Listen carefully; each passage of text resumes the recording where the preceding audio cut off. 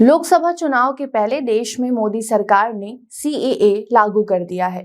केंद्र सरकार के द्वारा नागरिकता संशोधन कानून सीएए का नोटिफिकेशन भी जारी कर दिया गया है। देश में सीएए लागू हो जाने के बाद अब बांग्लादेश, पाकिस्तान और अफगानिस्तान से आए गैर मुस्लिम अल्पसंख्यकों को भारतीय नागरिकता मिलने का रास्ता साफ हो गया है। सीएए लागू हो जाने से कई ऐसे सवाल हैं जिनका जवाब देना जरूरी है। तो आइए आसान भाषा में समझते हैं कि आखिर सीएए है क्या, देश में इससे क्या बदलाव आएगा, किसको इसका फायदा होगा, किसको इससे नुकसान होगा।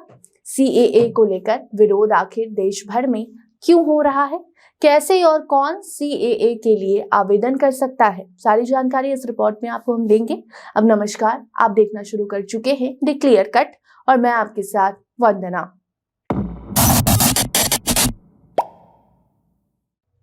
क्या है सीएए? तो सीएए मतलब सिटीजनशिप अमेंडमेंट एक्ट, नागरिकता संशोधन अधिनियम।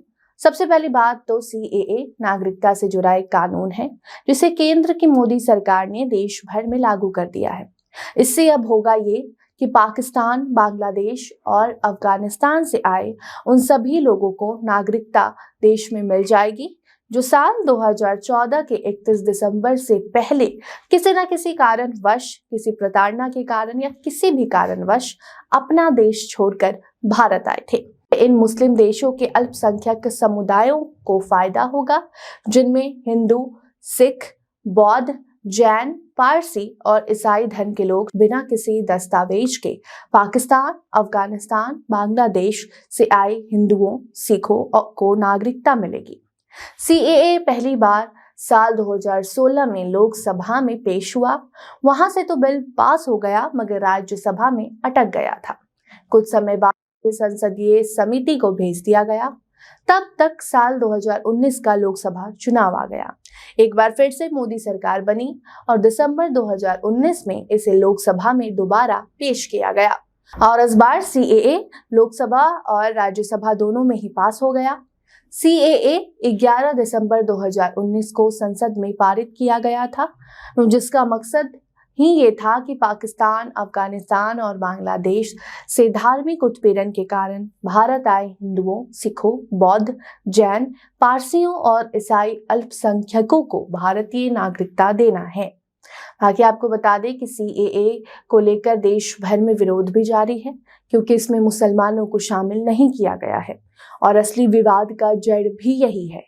विपक्ष कहती है कि ये कानून संविधान के आर्टिकल 14 का उल्लंघन है जो समानता की बात करता है, मगर सीएए से मुस्लिमों को दूर रखा गया है जिसका खूब विरोध होता रहा है।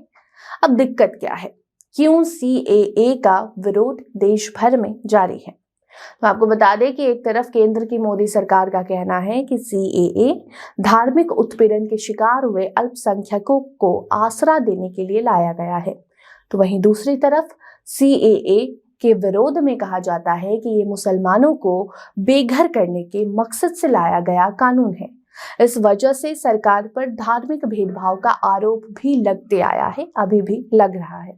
ऐसा कहा जाता है कि जिन मुसलमानों के पास देश भर में एनआरसी के दौरान अपनी नागरिकता साबित करने के लिए डॉक्यूमेंट्स नहीं होंगे, उन्हें अवैध प्रवासी घोषित किया जा सकता है और वो मुस्लिम होने के कारण सीएए के जरिए नागरिकता भी नहीं ले पाएंगे, क्योंकि सीएए के तहत सिर्फ हिंदू, सिख, बौद्ध, जैन, पारसी और ईसाई अल्पसंख्यकों को भारतीय नागरिकता देने का नियम है।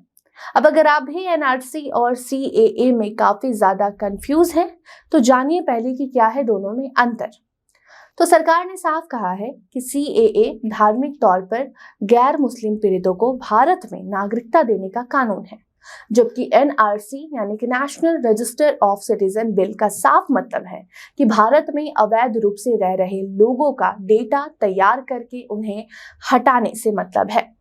बाकी केंद्रीय गृह मंत्री अमित शाह ये भी कह चुके हैं कि असम की तरह पूरे देश में एनआरसी लागू किया जाएगा। साथ ही उन्होंने सीएए भी लागू करने की बात कही थी। सरकार साफ कर चुकी है कि एनआरसी के जरिए केवल घुसपैठियों की गिनती की जाएगी और उन्हें देश से बाहर कर दिया जाएगा। इस कानून को एनआरसी से जोड़कर इसलिए भी देखा जा रहा है क्योंकि लगातार चर्चाएं चल रही हैं कि एनआरसी के जरिए लोगों से भारतीय नागरिकता छीन ली जाएगी और फिर सीएए के जरिए उन्हें फिर से दोबारा से नागरिकता दी जाएगी और इस प्रक्रिया में मुसलमानों को देश से बाहर कर दिया जाएगा। अब सीएए से किसको फायदा होगा, किसको नुकसान होगा? तो ये तो साफ है कि सीएए से फायदा भारत के पड़ोसी देश में रह रहे लोगों को होगा। पाकिस्तान, बांग्लादेश या अफगानिस्तान में जिन लोगों को धर्म के आधार पर परेशान किया जा रहा है, प्रताड़ित किया जा रहा है, ऐसे लोगों को सीएए के जरिए आसानी से भारत की नागरिकता मिल जाएगी।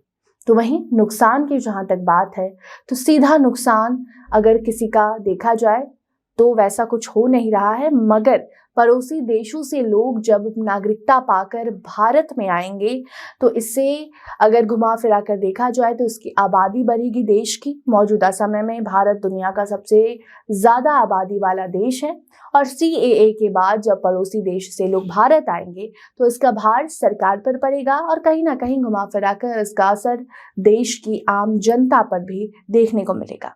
हालांकि विरोध प्रदर्शन इसलिए भी किया जा रहा है क्योंकि इससे नुकसान मुसलमानों को होने की बात कही जा रही है। इस कानून पर धर्मनिरपेक्षता का उल्लंघन करने के आरोप भी लगाए हैं क्योंकि भारतीय संविधान के अनुसार देश में किसी के साथ भी धर्म के आधार पर भेदभाव नहीं किया जा सकता, मगर इस कानून में मुसलमानों को नागरिकता देने का प्रावधान नहीं है, जिस कारण धर्म निरपेक्षता का उल्लंघन करने की बात भी सामने आई है। सीएए के प्रावधान क्या हैं? तो नागरिकता अधिनियम में देश में रह रहे गैर मुसलमानों को नागरिकता देने का इस सीएए में प्रावधान रखा गया है। इसके लिए अप्लाई वही कर सकता है जो पिछले 12 महीनों के दौरान और पिछले 14 सालों में से आखिरी साल 11 महीने भारत में रहा हो। कानून में 6 धर्मों को रखा गया है जिसमें कि हिंदू, सिख, जैन, बौद्ध, पारसी और ईसाई शामिल हैं।